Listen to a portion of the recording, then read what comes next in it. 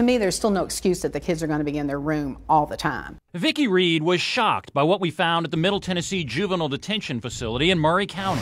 We revealed juveniles often spend 23 to 24 hours a day locked inside their cells. If a parent locks their kid in a closet and leaves them there and feeds them 3 times a day and that's it, we would call that child abuse.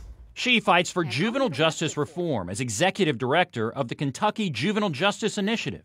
But she's also a violent crime survivor, shot by a teenager years ago. An 18-year-old robbed and tried to abduct me, and he shot me with a double-barrel shotgun at point-blank range. She lost 3 fingers in the attack, but she gained a passion for fighting the root causes of crime. If you treat these kids the way that I think Tennessee is treating them now, what you're going to have is more violent kids. You're going to have more people like me who've been victims of that violence.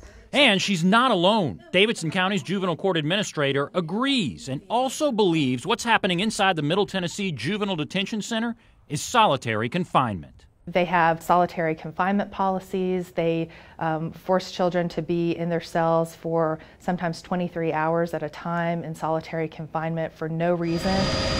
The privately owned facility is the first place Davidson County juveniles, as young as 12, go after a judge orders them into state custody.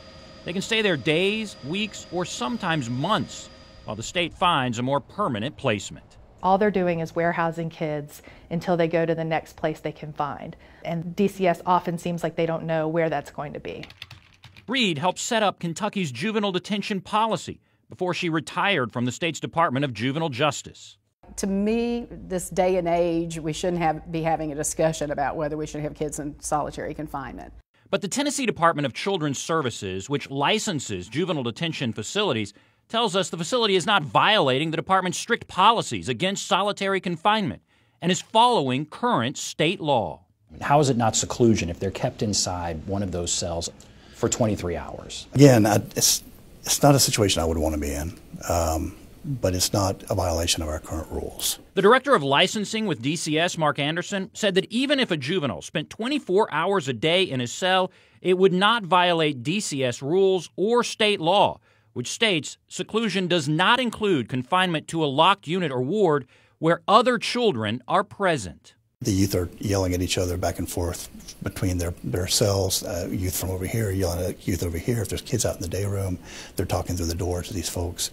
So it's not as if these youth are, again, isolated down in a hole somewhere. He said during the first week, juveniles are kept on what's called room restriction for 23 hours a day and get only 1 hour of recreation, which can be taken away. To many people, that looks like solitary confinement. The difference between room restriction and solitary confinement is when you're in solitary confinement, the expectation is that you are completely isolated from everyone else. I say that sounds ridiculous. I'm sorry. To me, that is isolation. Kentucky's juvenile detention policy requires detention centers to provide recreation and structured leisure time activities. Reed says juveniles spend most of their day outside their cells. Room restriction is reserved for misbehavior and shall not exceed more than 24 hours.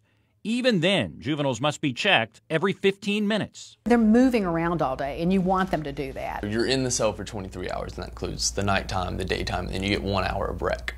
Jackson Harris was in solitary confinement 7 years ago in Williamson County when he was 13 years old. It's kind of like a psychological torture, like in my opinion, of how I was there. You know, I kind of went crazy and slowly after a while just kind of lost my sense of being social. He actually tried to take his own life. I sat there and I tried to like wrap a sheet around my neck just to sit there, and they came out and they took the sheet from me. And so kind of just put me in this state where I just didn't really care, and I just wanted to get out. Harris and his mom were surprised to learn what DCS allows at Middle Tennessee Juvenile Detention. They say the state needs to be more strict about how it defines solitary confinement. I think it's damaged him for life. I mean, there's no getting over that. There's no getting over that. Vicki Reed says angry, damaged kids are more likely to commit new crimes. She says Tennessee is out of step with other states across the country. I just think that they're out of sync with what current practice is.